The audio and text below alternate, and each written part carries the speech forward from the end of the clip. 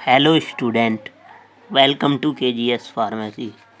तो हम अपनी फार्मास्यूटिकल इंजीनियरिंग कवर कर रहे थे। इसमें ही हमारी लेक्चर नंबर 4 है। इसमें हम पढ़ेंगे बर्नौली थ्योरम और इसके एप्लीकेशंस के बारे में। ठीक है, तो सबसे पहले जानते हैं बर्नौली थ्योरम क्या होती है। तो बर्नौली थ्योरम क्या होती है, सबसे पहले हम समझते हैं कि इसके एग्जाम्पल क्या होते हैं। तो सबसे पहले बर्नौली थ्योरम हमारी क्या होती है, फ्लो ऑफ फ्लूइड हम पढ़ रहे थे, तो उसमें बेस होती है हमारे फ्लो ऑफ फ्लूइड। तो जो फ्लूइड का फ्लो होता है, जो उसकी एनर्जी होती है वो कांस्टेंट होती है एक जगह से दूसरी जगह ट्रांसफ़र होने। तो मतलब आप ऐसे समझिए कैसे, जैसे जो फ्लूइड होता है, जैसे एयर एंड लिक्विड, अगर वो फ्लो हो रहे हैं, जो फ्लूइड फ्लो हो रहा है, तो उसके पास क्या होता है हमारा प्रेशर एनर्जी, काइनेटिक एनर्जी और पोटेंशियल एनर्जी। तो ये तीनों एनर्जी हमारा फ्लूइड कंटेन करता है। ठीक है, फ्लो होने पर तो ये हमारी क्या होता है, कांस्टेंट होता है। तो यही हमारा क्या होता है, बर्नौली थ्योरम। अगर कांस्टेंट मतलब कहने का मतलब क्या है, अगर उसकी प्रेशर एनर्जी इंक्रीज होती है फ्लूइड की, तो काइनेटिक एनर्जी डिक्रीज हो जाएगी और पोटेंशियल एनर्जी डिक्रीज हो जाएगी। ऐसी अगर प्रेशर एनर्जी वो डिक्रीज होती है, तो हमारी काइनेटिक एनर्जी बढ़ जाएगी फ्लूइड की और पोटेंशियल एनर्जी डिक्रीज हो जाएगी। तो मतलब इनका कहने का मतलब क्या था, इस टाइप से बर्नौली थ्योरम के अनुसार क्या था, अगर कोई पाइप में मान लो यहाँ पर फ्लूइड का प्रेशर कितना है, 50 जूल है, मतलब वर्क फ्लूइड का कितना है, 50 जूल है। मतलब सारी एनर्जी का जो टोटल है, पोटेंशियल एनर्जी, काइनेटिक एनर्जी और प्रेशर एनर्जी, वो 50 जूल है। तो यहाँ पर लिक्विड के वो भी हमारी 50 जूल ही हो गई, लेकिन यहाँ पे क्या था, यहाँ पे लिक्विड हमारा क्या था, स्मॉल था। यहाँ पे उसका सरफेस एरिया बढ़ गया, लिक्विड का लेंथ बढ़ गई। तो यहाँ पे क्या होगा, मुड़ने पे उसका जो वर्क डन होगा ना, वो घटेगा नहीं। मतलब कि वो तीनों एनर्जी मिला के 50 ही आएगा। तो 50 अगर मान लो यहाँ पे प्रेशर एनर्जी कितनी थी, 30 थी, यहाँ पर 20 हो गई, तो 20 हो गई यहाँ पे प्रेशर एनर्जी। तो क्या हुआ, यहाँ पर जो 30 थी वो 20 हो गई, लेकिन फिर भी वो 50 जूल आती है, क्योंकि उसमें क्या होता है, जो काइनेटिक एनर्जी और हमारी जो पोटेंशियल एनर्जी है, या तो काइनेटिक एनर्जी बढ़ जाएगी, वो 30 हो जाएगी 20 की जगह, और तो हमारा टोटल जो आएगा, मतलब एनर्जी हमारी कांस्टेंट होती है फ्लो ऑफ फ्लूइड में। मतलब एक जगह से यहाँ तक लिक्विड फ्लो हो रहा है, तो उसकी एनर्जी कांस्टेंट होती है। बस क्या होता है, उसमें जो एनर्जी होती है उसकी, वो बेस्ड होती है principle of conservation of energy. So मतलब जो फ्लो ऑफ फ्लूइड है, वो किसकी प्रिंसिपल पे उसकी एनर्जी बेस होती है, हमारी कंजर्वेशन। मतलब जो एनर्जी कि आपने पहले ही पढ़ा होगा 12th क्लास में, कि ना तो ऊर्जा को बदला जा सकता है, बस इसे एक से दूसरे में कन्वर्ट किया जा सकता है। ना तो मतलब एनर्जी को हम डिस्ट्रॉय नहीं कर सकते, बट इसे one form to second form में कन्वर्ट हो। तो यही होता है, मतलब कि फ्लो ऑफ फ्लूइड में भी यही होता है कि एनर्जी एक फॉर्म से दूसरे फॉर्म में कन्वर्ट होती है। तो बर्नौली के अनुसार क्या था हमारा, it state that in laminar air flow of incompressible, मतलब जो फ्लूइड इनकम्प्रेसिबल हो एंड नॉन विस्कस हो fluid, the sum of pressure. Non viscous का मतलब क्या होता है, जो मतलब विस्कोसिटी जिसकी बहुत कम हो, धीरे धीरे हैं, तो वो उनका the sum of pressure energy, kinetic energy, potential energy per unit volume always remain constant. मतलब उनकी जो पूरा यूनिट का वॉल्यूम होता है, जैसे मैंने यहाँ बताया था आपको 50 है, तो वो 50 ही रहेगा। मतलब यहाँ पे अगर टोटल हमारा 50 जूल था, तो यहाँ पे भी तीनों मिला के 50 जूल ही होगा। तो यही हमारा क्या था, बर्नौली थ्योरम थी। इनके अनुसार pressure P + 1/2 ρ B² + ρ GH equal to constant. तो P यहाँ पे क्या था हमारा, स्टैटिक प्रेशर, जो प्रेशर है हमारा, ρ हमारी डेंसिटी ऑफ फ्लूइड, और G ग्रेविटेशनल फोर्स, और B हमारा क्या है, वेलोसिटी, और H हाइट ऑफ पाइप। अब ये हमारी इक्वेशन, तो यही मैंने यहाँ पे लिखा है, it is based on the principle of conservation of energy. So ये जो होता है हमारा बेस्ड होता है, it is based on the conservation of energy, मतलब एनर्जी वन से दूसरे में चेंज हो जाती है। So pressure energy, kinetic energy, potential energy हमारी क्या होती है, कांस्टेंट होती है Bernoulli theorem. So means speed of fluid या काइनेटिक एनर्जी इंक्रीज होगी, तो pressure and potential energy will be decrease. ऐसी साइमल्टेनियसली अगर total sum of energy will remain constant, तो सेम अगर प्रेशर इंक्रीज होता है तो काइनेटिक एनर्जी या स्पीड हमारी क्या हो जाती है, डिक्रीज हो जाती है, पोटेंशियल एनर्जी। तो यही हमारा बेस होता है। जैसे अगर मान लो स्पीड इंक्रीज होती है तो हमारा प्रेशर क्या हो जाता है, डिक्रीज हो जाता है। तो ये जैसे आपने देखा होगा कि क्या होता है जब थंडर स्टॉर्म आते हैं तो जो टीन की छत होती है उनकी टीन उड़ने लगती है।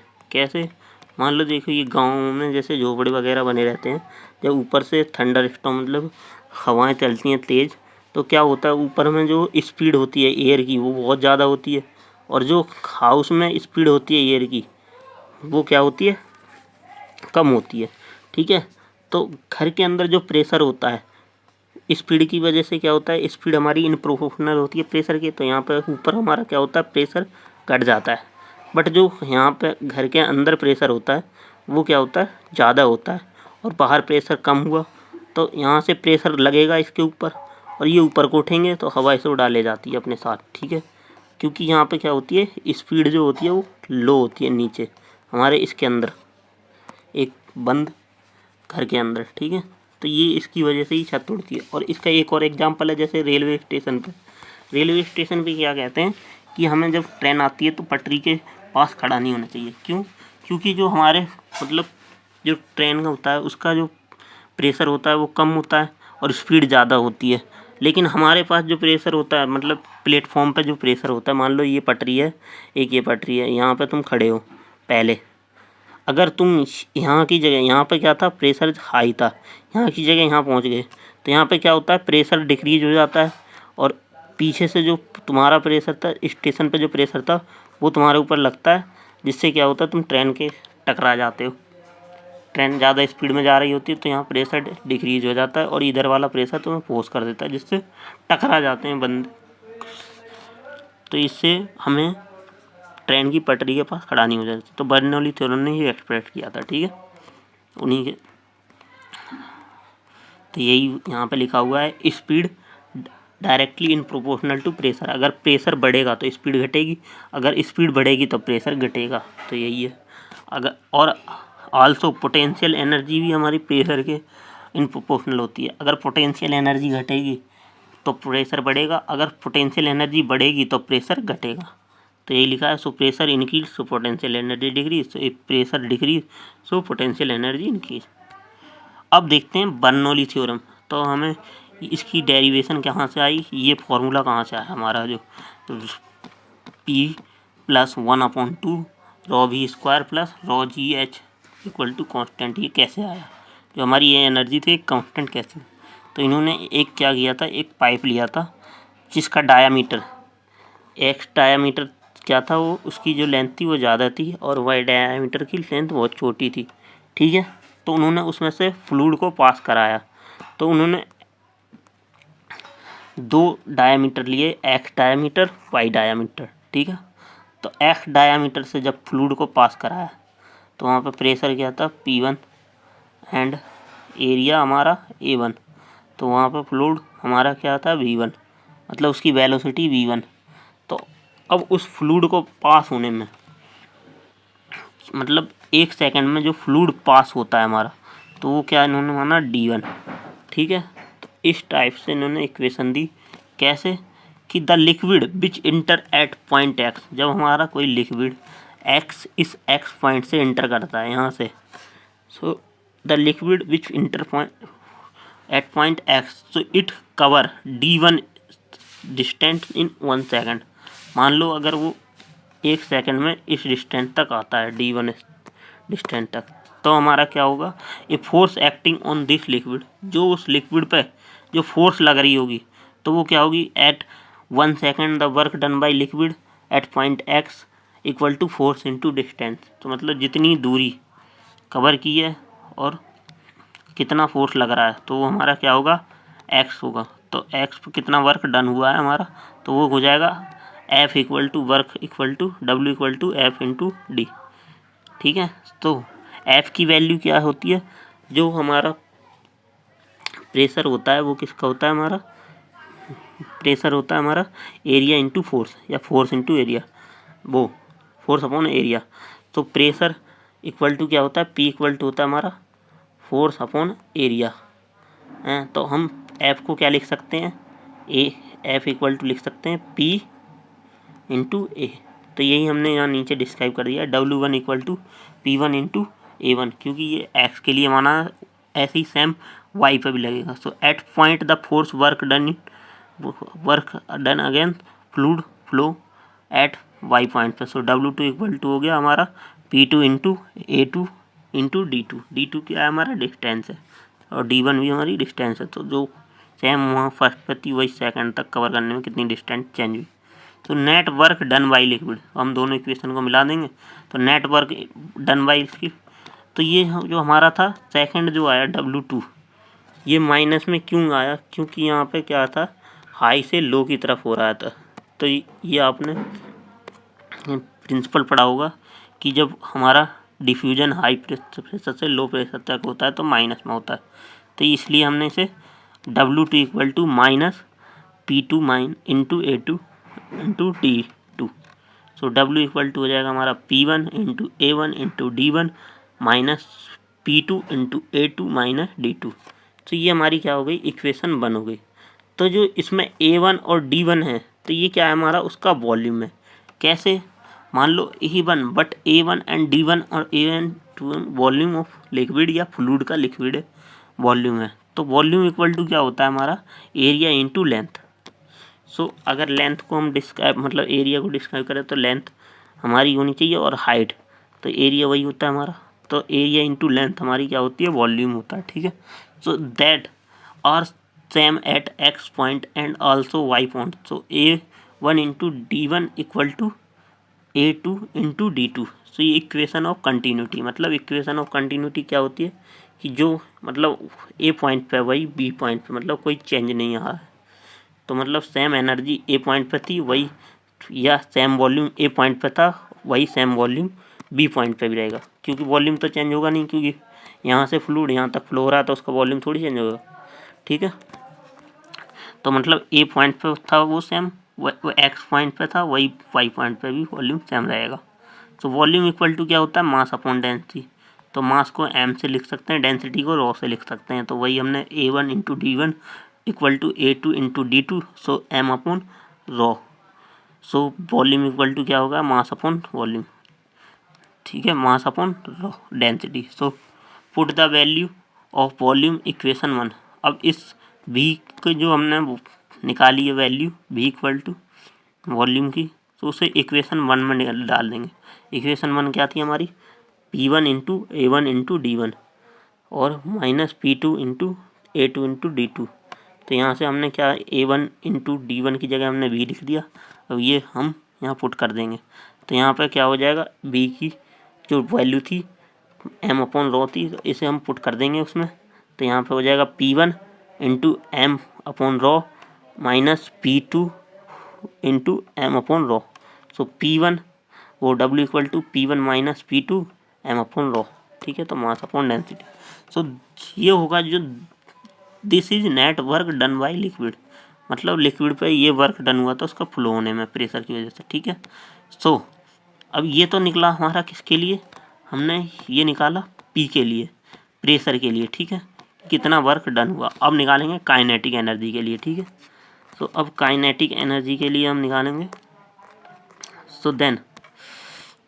सो kinetic energy of liquid at X and Y is 1/2 mb 1 square और 1/2 mb b2 square, mb1 square and mb2 square. मतलब क्या कहने का मतलब है, जो यहाँ पे फ्लूइड फ्लो हो रहा था उसकी जो काइनेटिक थी एक्स पे वो 1/2 mb स्क्वायर, ठीक है। ऐसे ही जो वाई पे थी वो 1/2 b2 स्क्वायर हो गई। तो इसको हमने लिया, तो m क्या है, मास, b वॉल्यूम, ठीक है, उसका हाफ। सो जब हम ये करते हैं सॉल्व, तो increase in kinetic energy of the liquid. So kinetic energy equal to क्या हो जाता है हमारा, 1/2 m equal to b2 square minus b1 square, मतलब b2 square minus b1। Difference पता करना है हमें कि कितनी काइनेटिक एनर्जी है, तो ये इक्वेशन आ गई।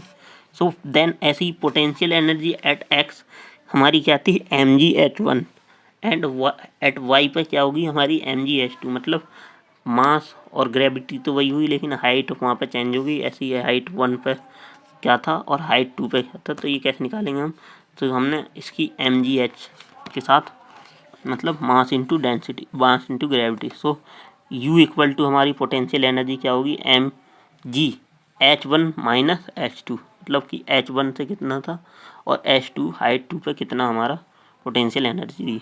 तो net increment in total energy, so जो टोटल एनर्जी क्या होगी हमारी काइनेटिक एनर्जी, क्योंकि काइनेटिक एनर्जी ज़्यादा लग रही थी और पोटेंशियल एनर्जी कम हो गई थी। तो kinetic energy minus potential energy, सो काइनेटिक एनर्जी मतलब टोटल एनर्जी इक्वल टू हो जाएगा 1/2। अब दोनों कितने, दोनों की इक्वेशन, इसकी mgh 1 माइनस h2 और इसकी 1/2 mv2 स्क्वायर v1 स्क्वायर, ये वाली और सेकंड वाली हमने ये दोनों इक्वेशन एक संगे साथ में रख दी। तो हमारी एनर्जी इक्वल टू क्या हो गया, 1/2 mv2 square minus 1/v1 square minus mgh1h2। Then increment due to work done of liquid. अब कुछ वर्क डन लिक्विड के द्वारा भी, तो उसमें भी इंक्रीज हो रहा होगा। तो net work done of liquid equal to net increment in the energy. तो net work done of liquid कितना था हमारा, जो हमने निकाला था पहले सेकंड इक्वेशन में। तो सेकंड इक्वेशन क्या थी हमारी, W equal to P1 minus P2 m/ρ। तो ये क्या था हमारा, net work done of liquid, liquid के द्वारा जो वर्क निकाल रहा है हमारा। और हमारी एनर्जी कितनी है, net increment in the energy, वो हमारा क्या है 1/2 mv1 square minus v2 square और माइनस mgh1h2। तो हमने ये दोनों सेकंड और थर्ड इक्वेशन हमने रख दी। सेकंड और थर्ड इक्वेशन पुट करने के बाद यहाँ पर P1 minus P2 equal to m/ρ equal to 1/2 m1 वो mv2 square minus p1 square minus mgh1 minus h2। तो अब इनको क्या करते हैं, इसमें सब में हमारा m कॉमन है, तो ये हमने m कैंसिल कर दिया, m से m सारा कैंसिल हो गया। अब ये बची हमारी यहाँ पे P1 minus P2 1/ρ equal to 1/2 v2 square v1 square minus gh1h2। Then हम क्या करेंगे, इस रो को इधर मल्टीप्लाई करेंगे। तो P1 minus P2 equal to 1/2 ρ। अब ये रो इसमें दोनों में हमारा मल्टीप्लाई होगा, जो ये रो है हमारा इसमें भी होगा और इसमें भी होगा, तो दोनों में हमने रो मल्टीप्लाई कर दिया। देन फिर क्या होगा, हम इसकी वैल्यू लिख लेंगे। उसका मल्टीप्लिकेशन पूरा कंप्लीट करने के बाद P1 minus P2 1/2 ρ v2 square minus 1/2 ρ v1 square minus ρ gh1 ρ gh2। तो ये निकल आया। अब क्या करते हैं, इसमें हम क्या करते हैं, जो 1 वाली है वो 1 तरफ रख देते हैं, साइड एक साइड कर देते हैं, 2 वाली एक साइड कर देते हैं। तो जो 1 वाली वैल्यू थी वो इधर कर दी हमने, P1 प्लस 1/2 प्लस कैसे आ गया कि जो इधर माइनस की वैल्यू थी वो हमारी किधर चली गई, इधर चली गई, तो वो प्लस में हो गई। ठीक है, तो 1/2 P1 स्क्वायर, ये वाली वैल्यू हमारी इधर चली गई तो प्लस में हुई है, क्योंकि यहाँ माइनस में थी। ठीक है, तो ऐसे ही plus ρ gh1 equal to P2 square P2 plus 1/2 ρ v2 square plus ρ gh2। ठीक है, तो ये हमारी क्या निकल आई, यहाँ पर हमारा निकल आया P1 plus 1/2 P1 square plus ρ gh1 equal to constant. तो यही हमारी बर्नौली थ्योरम थी। ठीक है, अब देन इसके एप्लीकेशन क्या थे। एप्लीकेशन आप पहले ही जान चुके हैं, to determine the flow rate of fluid through a pipe या बेंचरी मीटर। हमारे जो बेंचरी मीटर है, ओरिफिस मीटर, वो हमारे इसी बर्नौली थ्योरम पे ही बेस्ड होते हैं। ठीक है, और वर्किंग ऑफ एरोप्लेन। तो एरोप्लेन के जो विंग बनाए जाते हैं, मतलब जो उनके पंखे बनाए जाते हैं, आपने देखे होंगे कि वो इस टाइप के बनाए जाते हैं, कि इस टाइप के रहते हैं। तो क्या होता है कि ऊपर जो स्पीड होती है वो हाई होती है उसके, ठीक है, इस टाइप से बनना चाहिए, ऊपर स्पीड हाई होनी चाहिए और जो वो हमारा प्रेशर हो ऊपर वो लो हो, और नीचे स्पीड हमारी क्या होनी चाहिए, लो होनी चाहिए। ठीक है, और प्रेशर हाई होना चाहिए, तभी हमारा एरोप्लेन उड़ता है। तो यही इस पर प्रिंसिपल है, the shape of wing is such the air pass at the high speed over the upper surface than the lower surface. मतलब जब अगर उसके ऊपर हाई स्पीड रहेगी हमारे विंग के ऊपर और लोअर सरफेस पे क्या होगी, लो स्पीड रहेगी, तभी हमारा एरोप्लेन उड़ सकता है। ठीक है, एट ऐसे ही हमारा रेलवे स्टेशन पर falling toward train is expected by Bernoulli theorem, वो हमने बताया था कि क्या होता है, प्रेशर हमारे फोर्स लगाता है, देन हम ट्रेन की तरफ खींचते हैं, तो इसी टाइम स्टेशन पे फॉलिंग होती है। ठीक है। और blowing of tin roof in wind storm, जो पंख घरों की छत उड़ती है तो वो इस कारण उड़ती है कि उनमें जो प्रेशर ऊपर क्या होता है वो डिक्रीज हो जाता है, नीचे बढ़ जाता है, जिससे उड़ जाते हैं। ऐसे ही हमारा blood flow of heart attack also explain by Bernoulli theorem, तो हार्ट अटैक का भी पता लगा सकते हैं। तो ये हमारी कंप्लीट हुई बर्नौली थ्योरम और उसकी डेरिवेशन पूरी। Thank you.